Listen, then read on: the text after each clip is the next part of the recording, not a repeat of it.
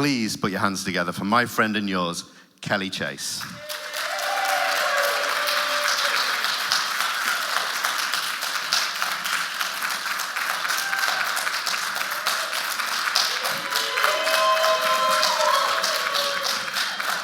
Hi, friends.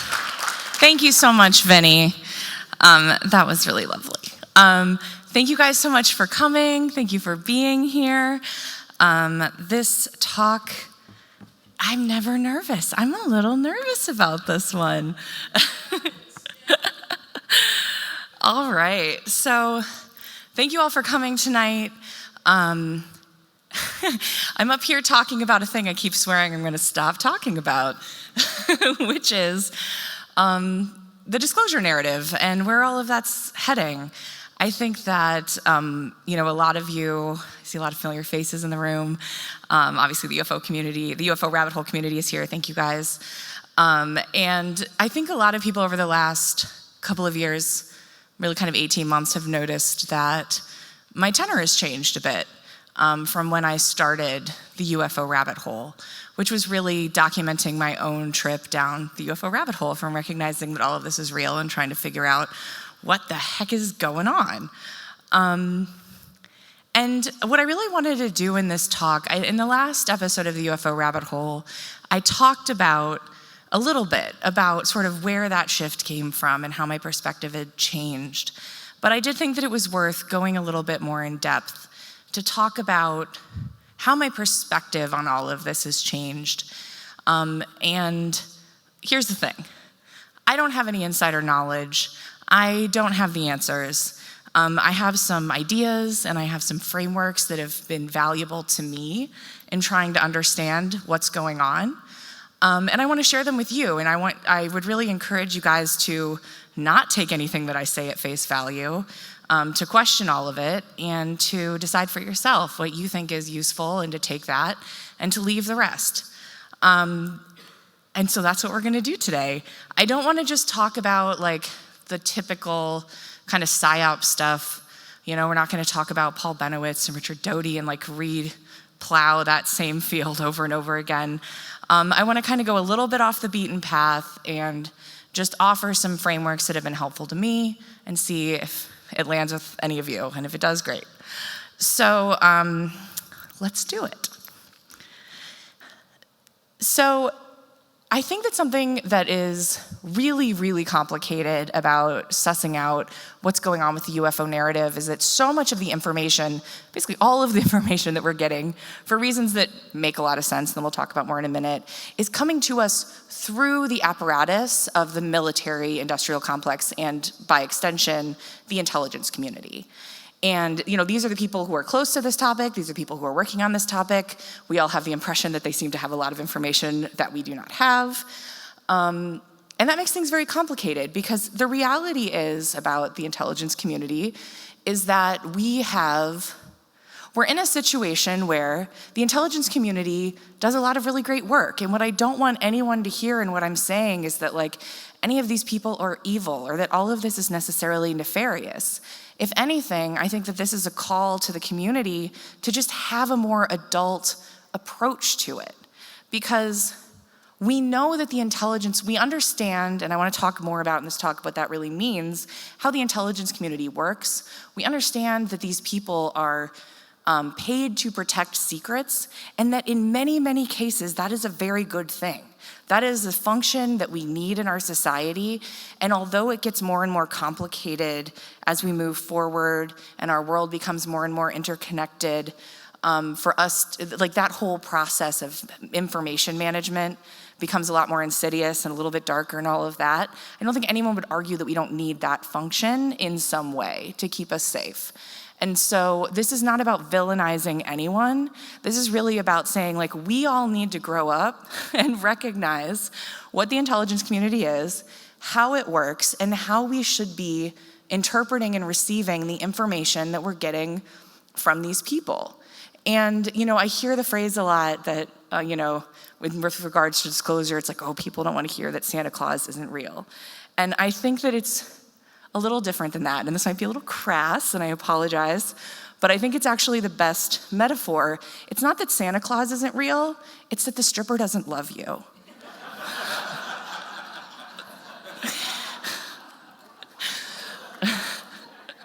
Sorry. You know, these are people that are paid with our tax dollars to lie. And if we believe the lie, I think it's on us more than it's on them. And so I want to have that conversation. So something that really helped me early on was this book, Messengers of Deception, by obviously Jacques Vallée, absolutely brilliant. And I want to actually read a section from it. And I'm not going to explicate it too much. I just would like to start here and then allow you guys to kind of digest that and use it to frame the rest of this talk however it lands for you. So in Messengers of Deception, Jacques Vallée talks about, this is back in the 70s, he was going around and he was going to a bunch of these different UFO meetups around the country, because before there was X and social media and all of that, people had to drive places and meet in a Denny's back parking lot or something. And so that was where these conversations were going on. And so that's where he would go for information to try to figure it out.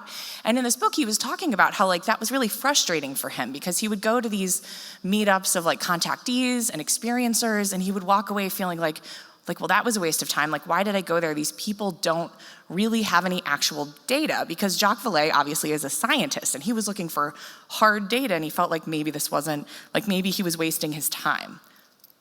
But at one particular meetup that he went to, he ran into this guy who he has described as being one of the highest ranking military intelligence officials that he had spoken to in his work.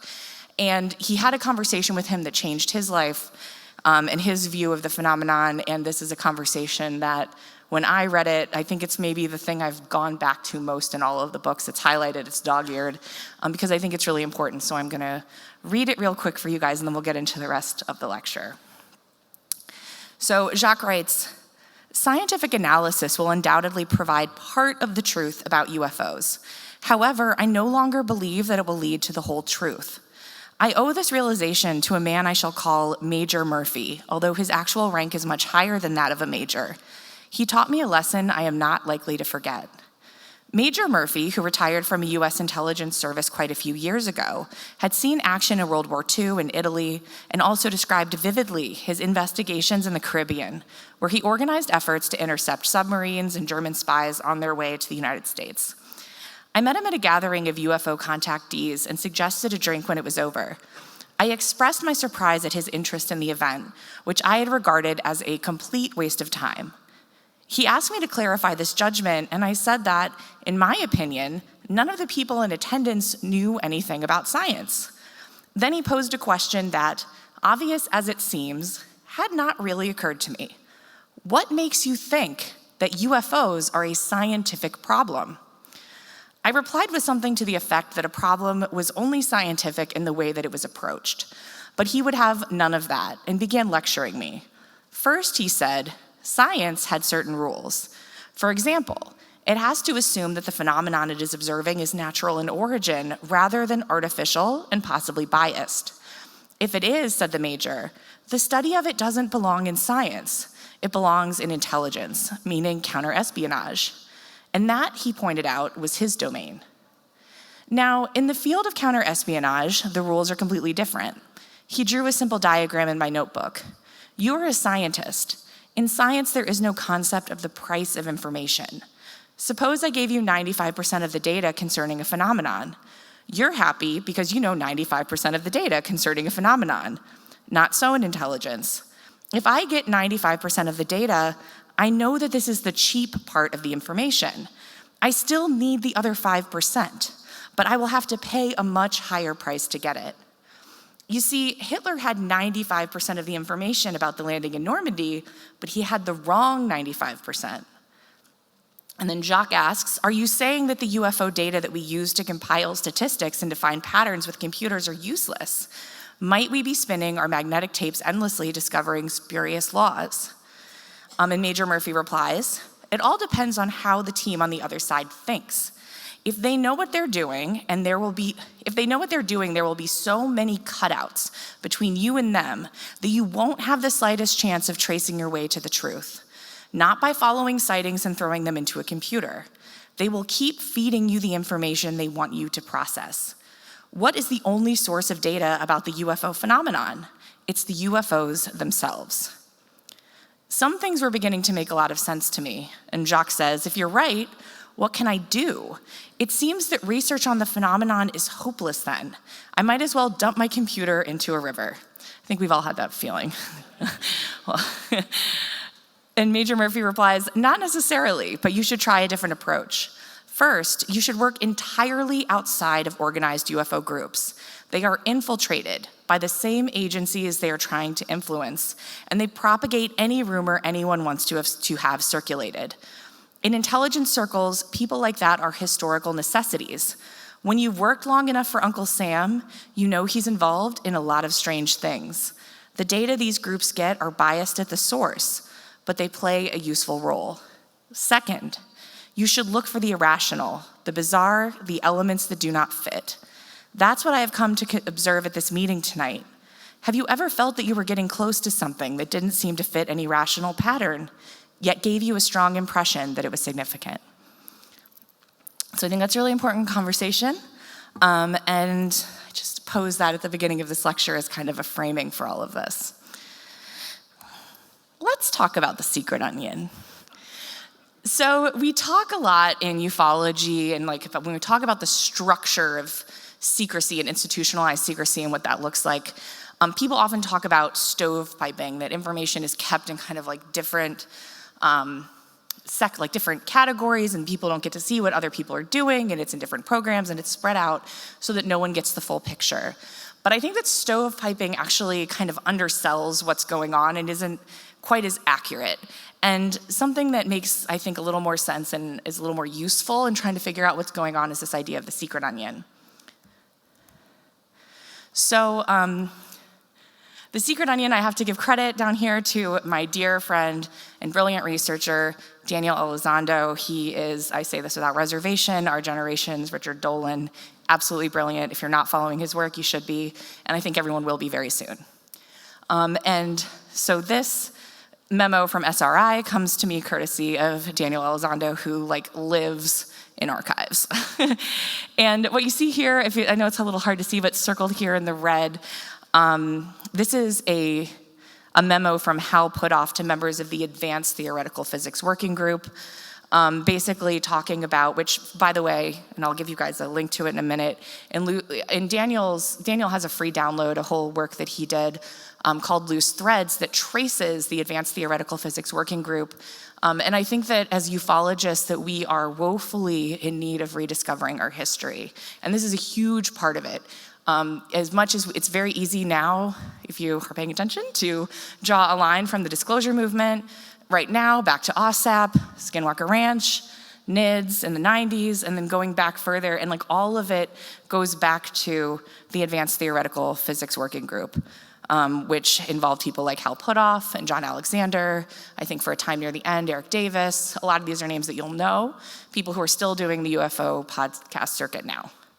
And here he's basically talking about how they're going to structure the Advanced Theoretical Physics Working Group, which was sort of a predecessor to OSAP. So, to really listen well, you need trust and you need proximity. You need to be someone who is demonstrated to be a good listener.